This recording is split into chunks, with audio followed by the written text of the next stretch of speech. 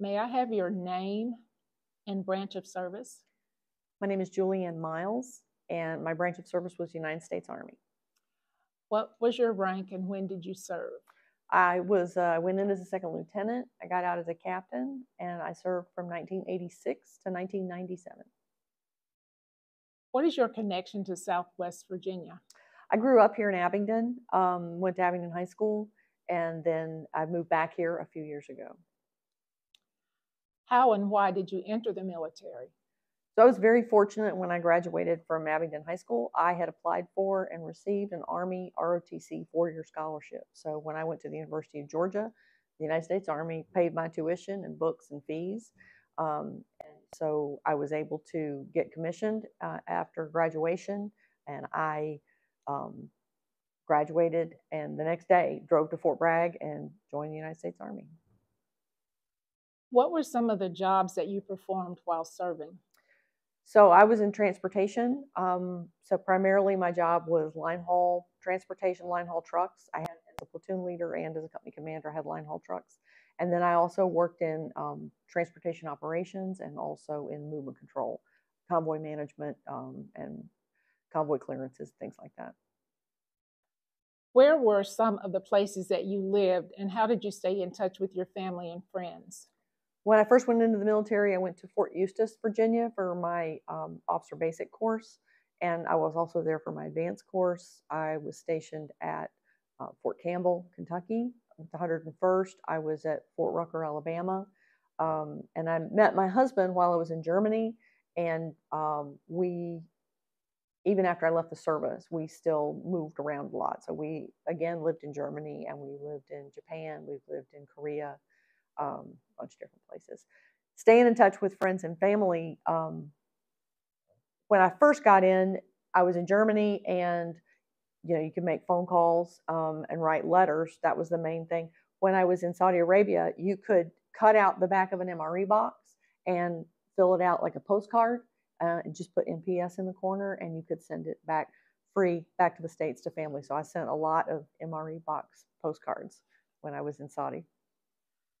Tell us about a time or an experience from your military days of things that you saw or did, and it can either be funny or serious.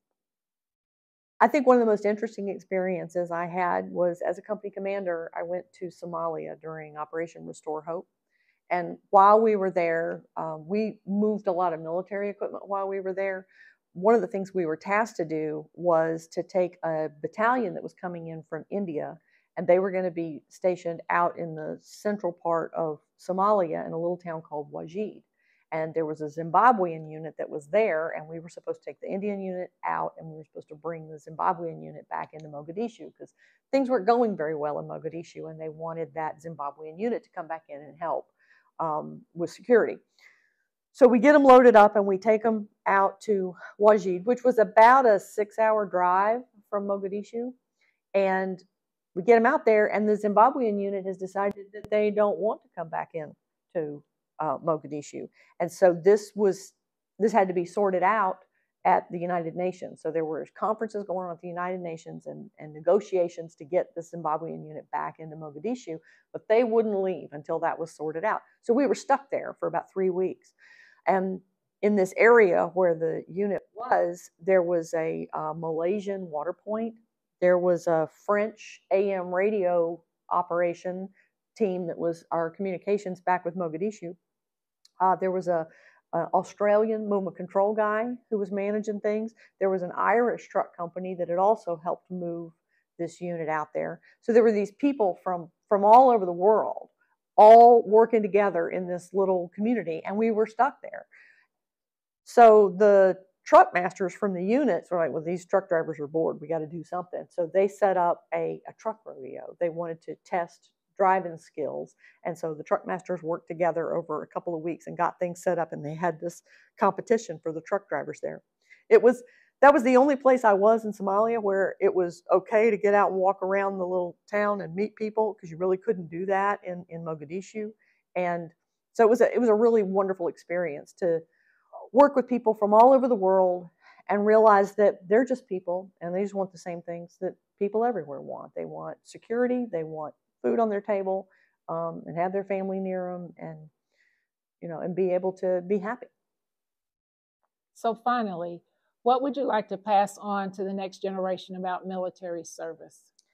I think that military service teaches you so many things that you miss if you don't serve your country. It teaches you to have grit. It teaches you to be resilient and to problem solve. It teaches you leadership skills. It'll teach you practical skills that are applicable in the business world.